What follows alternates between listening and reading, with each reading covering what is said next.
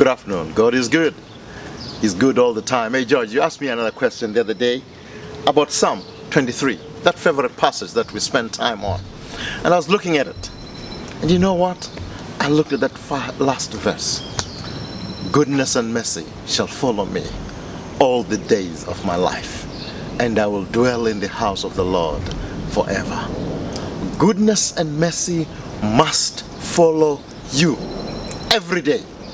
And let me combine that thought with another thought, George. That which we focus on is that which increases. When we focus on the goodness and mercy of God following us every day, that is what is going to increase in our life. Let me remind you, George, back in the good days when I lived in the village in Chiwundura, I used to in the evening walk from my uncle's house back to my father's house late in the evening. I'd been talking and enjoying with my cousins and brothers in the other house. And when you travel, you begin to walk. And as you walk, you begin to feel that there's somebody following you behind. And these steps follow you.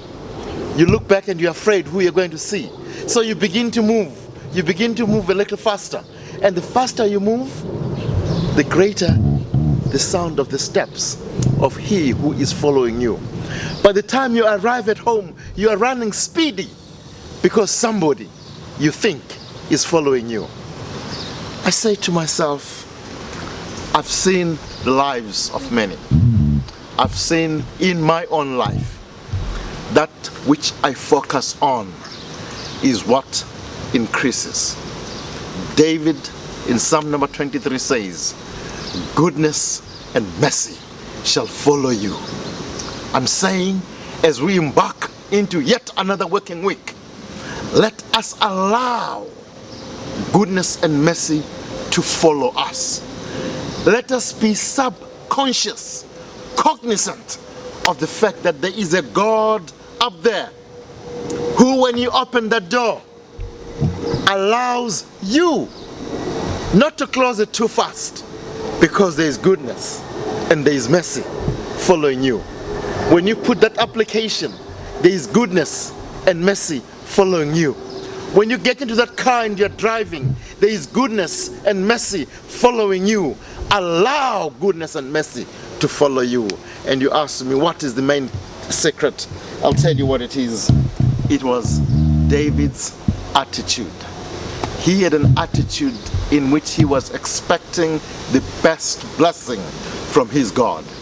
When we live lives that expect the best from God, we will identify, we will attract, and will retain the best goodness and mercy from that God. Attitude. Focusing on the best that we deserve. And then, my friend, the last thing that we'll always embrace is the word grace.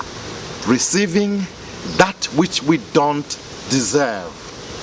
God chases us daily with his goodness and mercy. And peradventure, may we never close that door and close it too quick before goodness and mercy has followed us into our homes, into our workplace, into our car, into our family, into our health, into our inner being.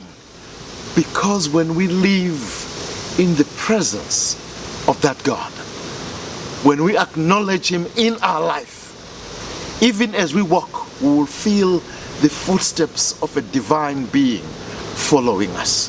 When we begin to run, we will not be running away from the blessing, but we will be running in direct correlation with the fact that that God is chasing us with those blessings. The good book says, goodness and mercy shall follow me. And look at it, George. It says before it gets there, thou preparest a table before me in the presence of my enemies. Your enemies will be seated around, unable to reach out to the T-bone steak, to the rib, to the liver, to the money, to the good health, to the blessings, those things that are germane in your life. The enemies will be around looking at you, biting into blessings and saying, I don't even know what to do with this blessing. But they'll be around drooling, looking at you as you are continuously being blessed, as continuously the desires of your heart are being met by that God. David is so classic in saying it's not only being followed by goodness and mercy.